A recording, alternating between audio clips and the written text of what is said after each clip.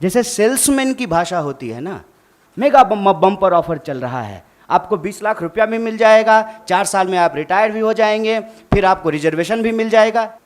Media के सभी साथियों और आपके चैनल के माध्यम से, आपके यूट्यूब चैनल के माध्यम से सुन रहे आप सभी दर्शकों का अभिनंदन करता हूं।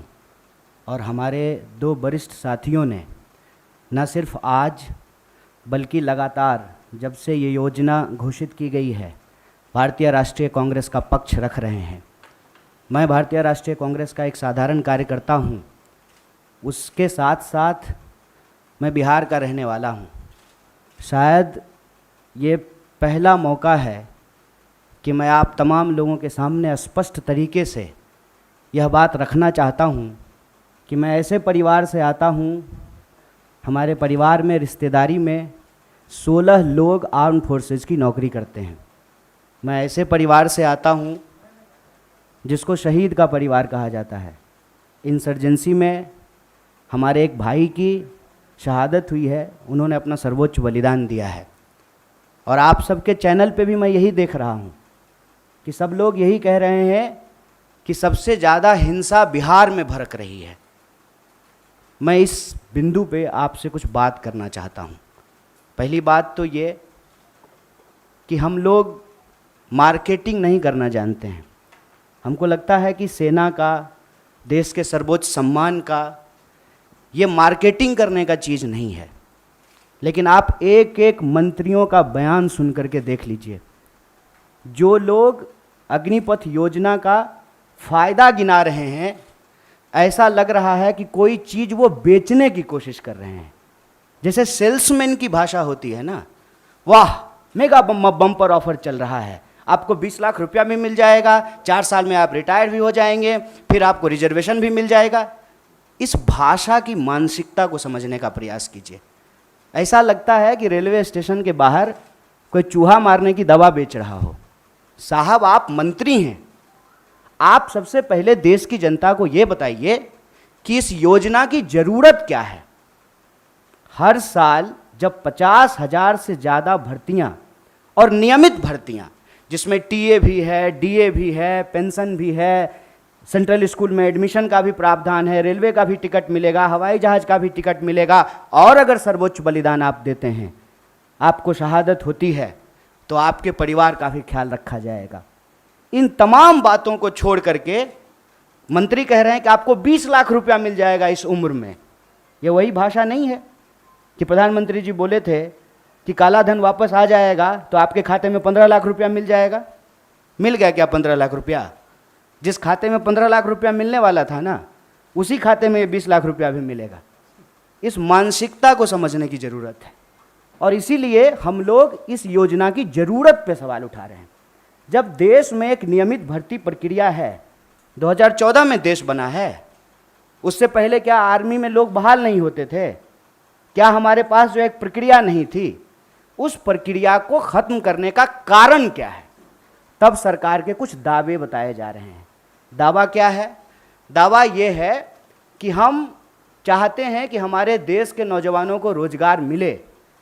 ये तो आप चाह रहे हैं, ये आप वादा भी कर चुके हैं कि हर साल आप 2 करोड़ नौकरी देंगे। उस 2 करोड़ नौकरी को छोड़ करके पीएमओ ने अभी ट्वीट किया कि हम 10 लाख रोजगार देंगे। साहब, अगर आप रोजगार देने के लिए सीरियस होते, 28 लाख पोस्ट जो हैं वो सिर्फ सेंट्रल गवर्नमेंट में रिक्त पड़ा हुआ है, और आप स्टेट गवर्नमेंट में जाकर के देख लीजिए, भर्तियां नहीं की जा रही है। हकीकत क्या है? हकीकत ये है कि ये असली बात देश की जनता से छुपाना चाहते हैं। असली बात क्या है? आप सब लोगों को याद है कि जब नोटबंदी की गई तो यह दावा किया गया कि इसके बाद नक्सलवाद समाप्त हो जाएगा, आतंकवाद समाप्त हो जाएगा। कल ही जो है एक सब इंस्पेक्टर की फिर से टारगेटिंग किलिंग की गई है।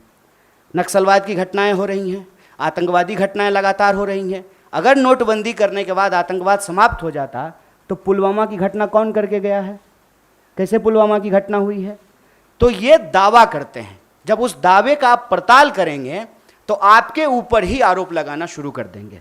एक व्हाट्सएप मैसेज घूम रहा है जिसमें कहा जा रहा है कि जिस भी योजना का कांग्रेस विरोध कर रही हो, ऐसा आप मान लीजिए कि वो योजना सही है, कांग्रेस के विरोध करने से आप चलते हैं।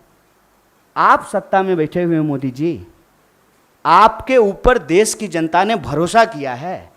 विपक्ष के भड़काने से लोग भड़क जाते, विपक्ष की कही हुई बात लोग मान लेते, तो प्रधानमंत्री मोदी जी होते।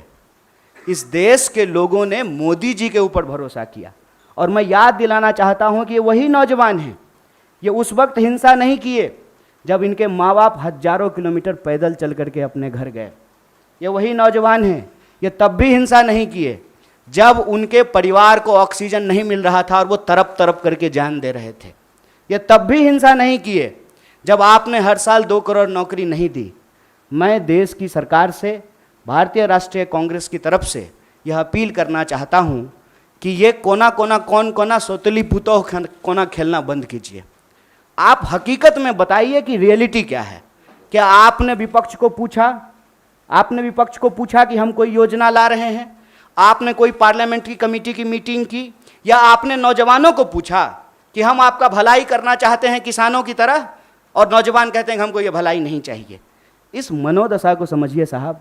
हम ऐसे गांव से आते हैं, ऐसे इलाके से आते हैं, कोई ऐसा साल नहीं गुजरता है साहब कि हमारे इलाके में कोई शहादत ना हुई हो। हमारे इलाके में लोगों के पास महज नौकरी नहीं है सेना, हम जानते हैं इस बात को। जब किसी परिवार में किसी बच्चे को सेना की नौकरी मिलती है, पूरे इलाके में उनका सम्मान होता है।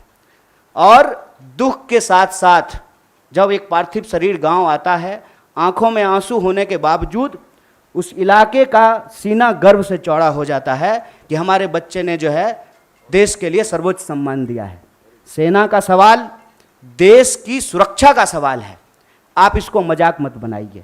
और एक बात हमारे साथी भी कह रहे हैं, आप तमाम मीडिया लोग भी इसको बोल रहे हैं कि उसमें से 25% लोगों को, साहब 25% नहीं, अप टू 25%, ध्यान रखिएगा, ये है सेल्समैन मेगा बम्पर ऑफर की मानसिकता। अप टू 25% क्या होता है? मतलब 25% की भी गारंटी नहीं है। ये मत समझिए आप कि उसमें से एक को दे ही देंगे नौकरी। बहुत चालाकी से टर्म्स एंड कंडीशन लिख दिया है, अप टू 25%। और इसमें ये कितना गंभीर है, इस गंभीरता का आप अंदाजा लगाइए कि अभी आए हुए 3 दिन हुए हैं घोषणा किए हुए, 2 मेजर अमेंडमेंट हो चुका है, और जो फायदा गिनाए जा रहे हैं वो फायदा तो पहले से है। सेना में, आर्म फोर्सेस में, पैरामिलिट्री में भर्ती होने की मैक्सिमम आयु 25 वर्ष है। 25 वर्ष से ज़्यादा में तो आप बहाल ही नहीं हो सकते हैं। उसके बाद अलग अलग रैंक पे आप कितना समय तक सेवा देंगे वो पहले से निर्धारित है। और जो लोग आर्मी की नौकरी समाप्त करके, सेवा समाप्त करके आते हैं, उनको अन्य जगहों पे सुविधाएं दी जाती है। भूतपूर्व सैनिकों को सुविधाएं दी जाती है, भूतपूर्व सैनिकों के परिवारों को सुविधाएं दी जाती है। और आप में से बहुत सारे लोग, मैं बहुत साधारण बात करता हूँ, मुझे लंबी चौड़ी बात करनी नहीं आती है, क्योंकि कहते हैं जाके पैर न फटे बिवाई, वो का जाने पीड़ पड़ाई। हमको पता है कि आर्मी में कौन लोग जाते हैं। गृह मंत्री का बेटा आर्मी में नहीं जाएगा, वो बीसीसीआई का सेक्रेटरी बनेगा। हमको पता है कि वहाँ पे सेवा करने वाले कौन लोग होते हैं, गरीब किसान मजदूर के बच्चे होते हैं। कोई नेता का बाल बच्चा आर्मी में नहीं जाता है। जाता है, प्रधानमंत्री भी जाते हैं फोटो खिंचवाने के लिए। फोटो खिंचवाने के लिए वर्दी पहनना एक बात होता है, देश की भक्ति के लिए, सर्वोच्च सम्मान के लिए वर्दी पहनना दूसरी बात होती है। दीपावली में जाकर के मिठाई बांट देंगे, उसके बाद आकर के अग्निपथ योजना ला करके देश की जवानों का दिवाला निकाल देंगे। अग्निपथ योजना इस देश के नौजवानों को अग्नि में झोंकने की योजना है। इस योजना को सरकार को तुरंत वापस लेना चाहिए। और ये जो लॉलीपॉप वाली भाषा है ना, इस लॉलीपॉप की भाषाओं को बंद करना चाहिए। और जहाँ तक बिहार में हिंसा का सवाल है, सीधा सा एक कारण समझ लीजिए, ये नौजवान ना किसी के द्वारा लाए गए हैं, ना किसी के द्वारा बुलाए गए हैं। आप तमाम प्रबुद्ध पत्रकार यहाँ बैठे हुए हैं, कोई ऑर्गेनाइज्ड आंदोलन होता है, उसका स्वरूप अलग होता है। हम लोग 3 दिन से नहीं डिटेन हो रहे हैं यहाँ पे, हमारा ऑफिस छावनी नहीं बना हुआ है। हम लोग आते हैं, पुलिस पकड़ करके हमको ले जाती है, कोई हिंसा नहीं होती है, कुछ भी नहीं होता है। उसमें हिंसा क्यों हुआ है? क्योंकि वहाँ नौजवानों का सब्र जो है पानी सर से ऊपर चला गया है। और एक बात और जान लीजिए, जो हमारा बेरोजगारी दर है देश का, बिहार का बेरोजगारी दर डबल है साहब। जहां के मजदूर, बिहार का मजदूर जाता है ना हरियाणा और पंजाब में धान काटने के लिए, बिहार के ही लोग आते हैं ना दिल्ली में काम करने के लिए, बिहार के ही लोग जाते हैं ना महाराष्ट्र में काम करने के लिए। जहां एम्प्लॉयमेंट नहीं है वहां के लोग ऑलरेडी विस्थापित होते हैं। ये जो बच्चे हैं ये उस उम्मीद में अपने गांव में रह रहे हैं, दौड़ रहे हैं जाड़ा गर्मी बरसात, सड़कों पे मैदानों में रेत पे, कि इनको किसी दिन सेना में सेवा देने का मौका मिलेगा।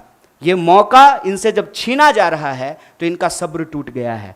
लेकिन मैं इन तमाम नौजवानों से भी एक अपील करना चाहता हूँ, दोस्त, हम किसान के बच्चे हैं और हमारे माँ बाप ने इस सरकार को झुकाया है, इस सरकार को बताया है कि ये देश गांधी का देश है और गांधी के देश में सत्य और अहिंसा से ही कोई लड़ाई जीती जा सकती है। इसीलिए भारतीय राष्ट्रीय कांग्रेस की तरफ से इस आंदोलन का पूर्णतः समर्थन करते हुए सरकार से यह अपील करते हैं कि इसको वापस लीजिए और नौजवानों से अपील करते हैं कि देश की संपत्ति को मत जलाइए, मत जलाइए, क्योंकि कल को आपको वही संपत्ति इसी प्रधानमंत्री से बचाना भी है। क्योंकि देश की संपत्ति जो दोस्त को बेचने वाले हैं, ये हमारे आपके टैक्स के पैसे की संपत्ति है, इसकी रक्षा कीजिए, सत्य और अहिंसा के रास्ते पे चलिए। और किसानों ने 700 लोगों की शहादत देने के बाद 1 साल से ज़्यादा आंदोलन चलाया, शांतिपूर्ण तरीके से चलाया, तमाम तरह के आरोप लगाए गए। जैसे आज आपके आंदोलन को कहते हैं उपद्रवी, तोड़ फोड़ करने वाले, हिंसा करने वाले, ये कहाँ से आ गए, कैसे आ गए, कौन है इसके लिए जिम्मेवार? और विपक्ष के माथे पर मत खेलिए। विपक्ष की बात जनता अगर सुन रही होती तो आप देश के प्रधानमंत्री नहीं होते। इसलिए प्रधानमंत्री होने के चलते मैं आपसे अपील करता हूं कि इस योजना को आप वापस लीजिए। बहुत बहुत धन्यवाद, बहुत बहुत शुक्रिया।